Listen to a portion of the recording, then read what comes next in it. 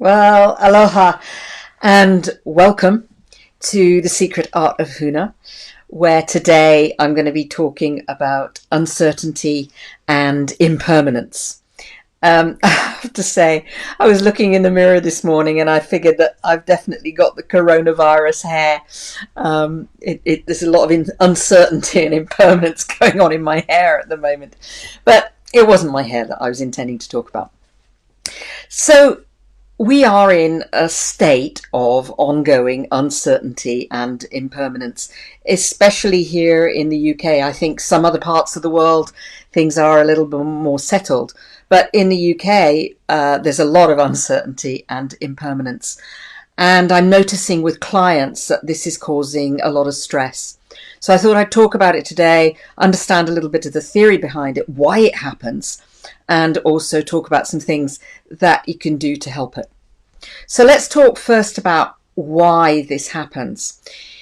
We all know about stress. We all know about the fight or flight response. We all know that when we feel threatened, our bodies go into this survival response, which is called fight or flight.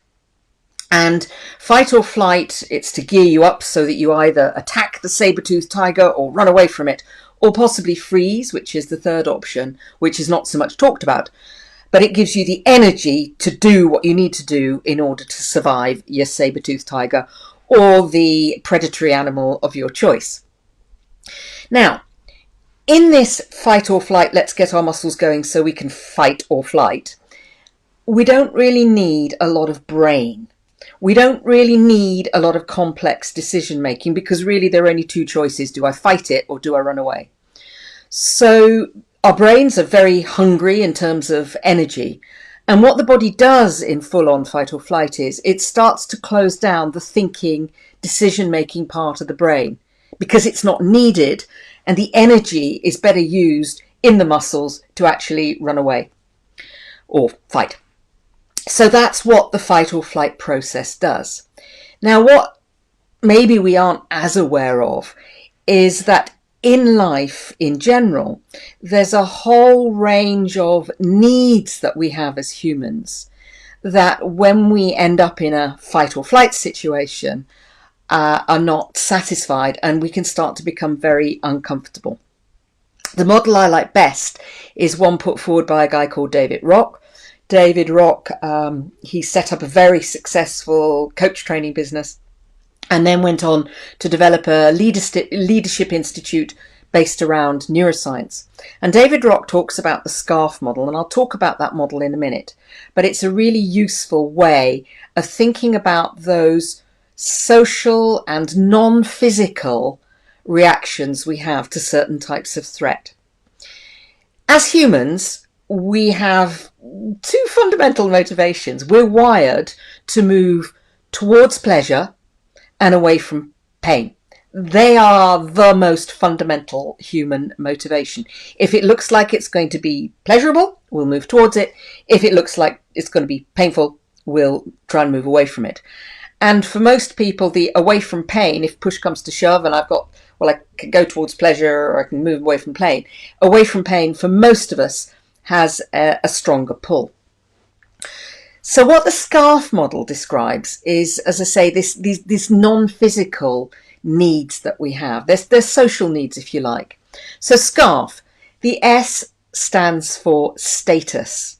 We all need to feel a certain status, a certain place in the world. If you think about it in terms of survival, if you're the runt of the litter, you're low in status and you're last at getting your hands on the food. If you're low in status in the tribe or the pack, then you will be the last to get that which is going to keep you alive. So status, being slightly higher up the pecking order, is important at a very deep unconscious level. And it doesn't matter how much personal development you've done, it's still there at a deep unconscious level. The next one then is certainty. And certainty, certainly at the moment, is something that we don't have. Certainty is all about our sense of, I can predict the future. I know what's going to happen at least on a day-to-day, month-by-month basis. Generally, I know what's going to happen. Now, that's not necessarily true in today's environment. Our certainty has almost been ripped away from us. We don't know whether school's going to open, school's going to close. We don't know whether we're going to be allowed to meet our loved ones, have personal contact with our loved ones. Certainty has really been stripped away from ourselves. And it's really difficult to predict the future and to plan at the moment. If you go to the airline industry, I think EasyJet or one of the airlines is taking flights now from the 1st of July. But you still can't plan because you still don't exactly know what you're going to be allowed to do, what you're going to be able to do. The A in SCARF is autonomy. So autonomy is that sense of control. They did a lot of research a long time ago with the British Civil Service, and they discovered that among British civil servants who don't feel they have real autonomy and control in their jobs, certain stress hormones were much higher.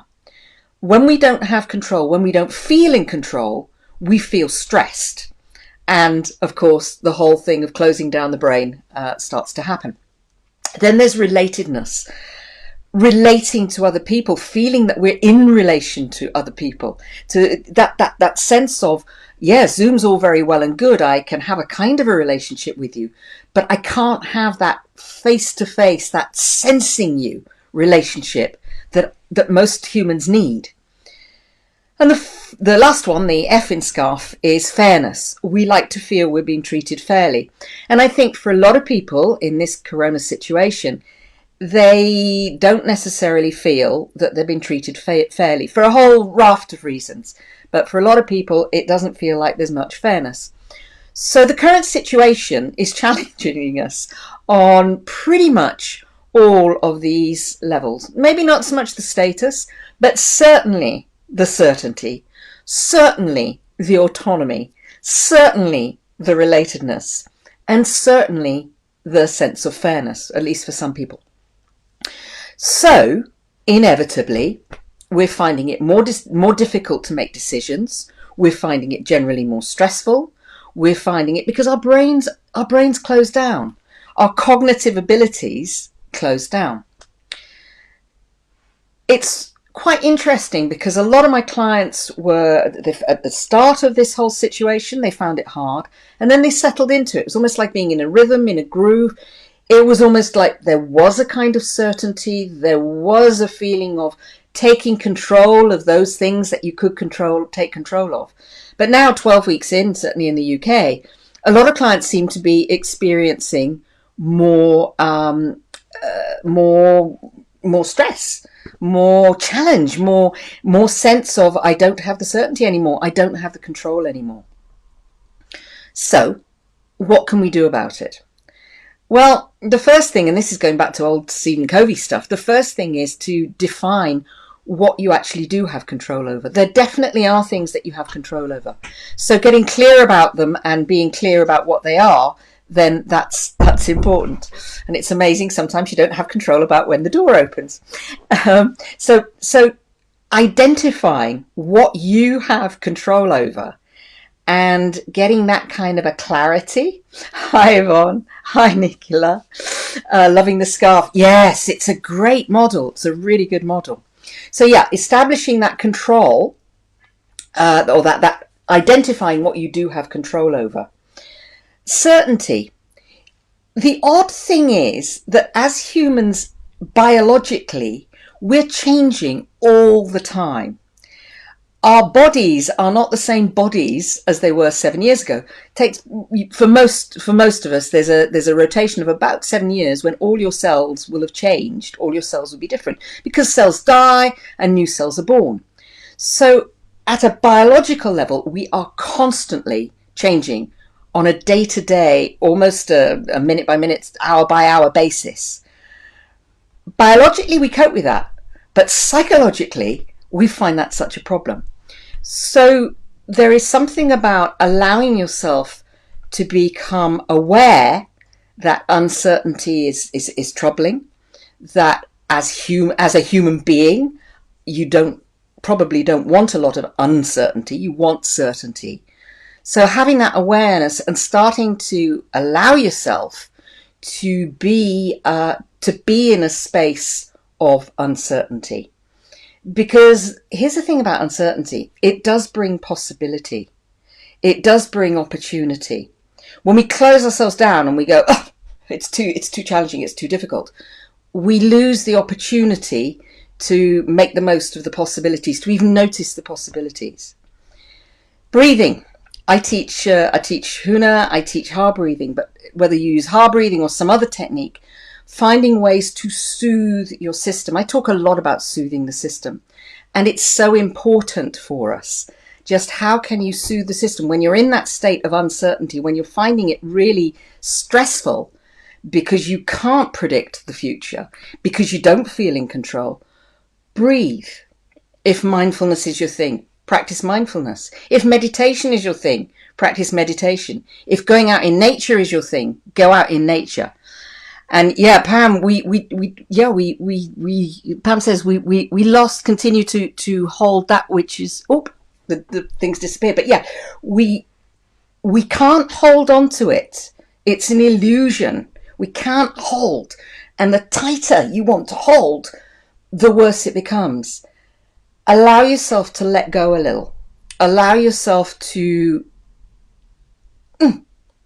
ease off on the control, on the need for control.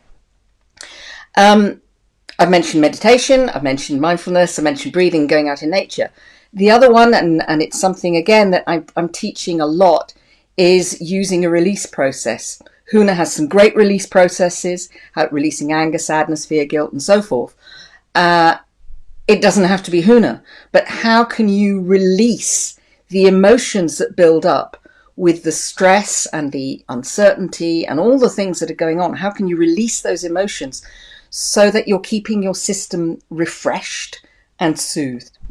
Because one thing I do know is that when we hold on to this stuff, it becomes a trap.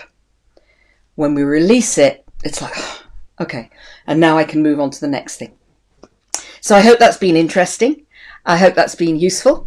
And I look forward to talking to you very soon and hopefully seeing you in person sooner rather than later. So lots of love. Aloha. Take care and bye from me.